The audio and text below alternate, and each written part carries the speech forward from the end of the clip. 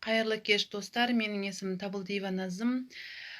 Мен осы эфирімді біздің Қазақстанның ұлттық қауіпсіздік комитетіне, прокуратурасына, сот орындаушыларына және полицейскийларына, яғни Тоқаевтың заңсыз берген бұйрығын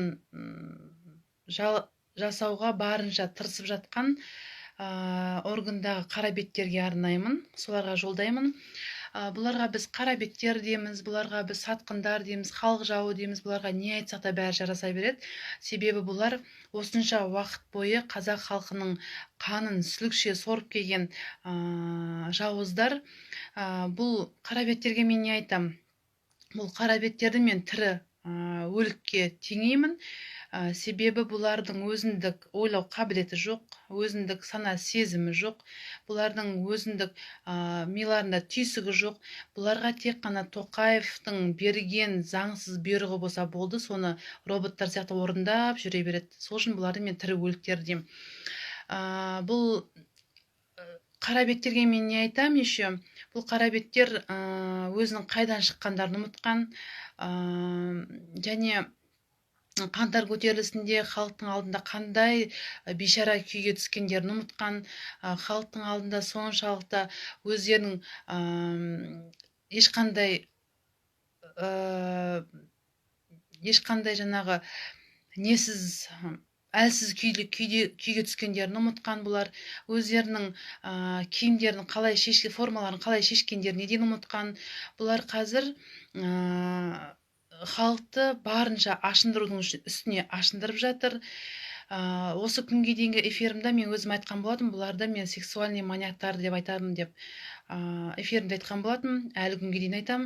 Себебі бұлар қаңтар көтерілісінде алаңға шыққан жастарымыздың барлығын қорлады, зорлады, дубинкамен зорлады, үтіктеді, күйдірді, қолдарына, саусақтарына ине тықты. Осының барлығына өзіміз куә болдық, көрдік көзімізбен, қаншама видеосын, фотосын көрдік.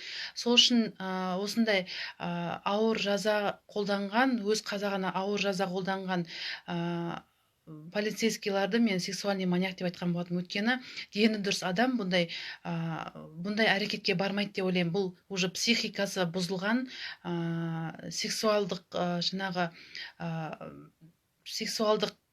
әрекетке барып тұр ғой. Енді еркекті еркек дубинкамен зорлаған дегеннен сұмдық нәрсе ғой бұл айтқанда. Сол үшін мен бұлардың барлығын сексуальный маньяктар деп айтқан болатым, әлі күнге дейін айтамын. Бұл қара беттердің жұмыстарына қарап отырсам, мынау көшедегі тәнін сатқан, өзінің тәнін ақшаға сатқан жезөкшелердің жұмыстары әлдеқайда адал деп ойлаймын. Себебі бұл жезөкшелер өздерінің тәнін ақшаға сатса да, олар ешкімнің отбасын бұзып жатқан жоқ, ешкімнің көз жасына қалып жатқан жоқ, олар өздерімен өздері.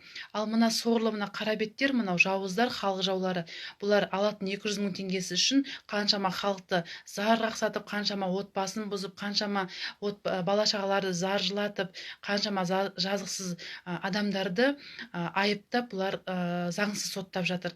Кеше өзіміз көзімізбен көрдік, Шымкент қаласында жап-жас қыз 3 белсендіні соттап жіберді, 3,5 жылға бас бостандығынан айырды. Оның сонда алатын 200 мың теңге ақшасы үшін ол барынша қылмыстық әрекетке барды. Ертең күні олардың барлығы, бұл қара беттердің барлығы халықтың алдында жазаға тартылатын болады. Бұл қара беттер енді білмеймін, енді бұл қара беттер енді осылай халықты ашындыра беретін болса, ертең күні қаңтар көтерілісіндегідей халық көтерілетін болса, онда бұларға аяушылық болмау керек. Қаңтар көтерілісінде бұларды әрбір қазақ жалғызым деп қорғаштаған болатын, халық теспеген болатын. Енді бұларға аяушылық болмау керек. Себебі қаншама қорлықты да, зорлықты да барлығын көріп келе жатқан қарапайым халық, ана сотта да зар жылап жатқан халық, мына сотта да зар жылап жатқан халық, бұлардан тек қана біз қорлықты ғана көріп келе жатырмыз. Сол үшін сорлар-ау, естеріңді жиыңдар. Пока мынау система ауыспай тұрған кезде, мына Тоқаевтың жүйесі ауыспай тұрған кезде естеріңді жиыңдар. Егер мына Тоқаев сотталатын болса, ол кезде сендерге хана.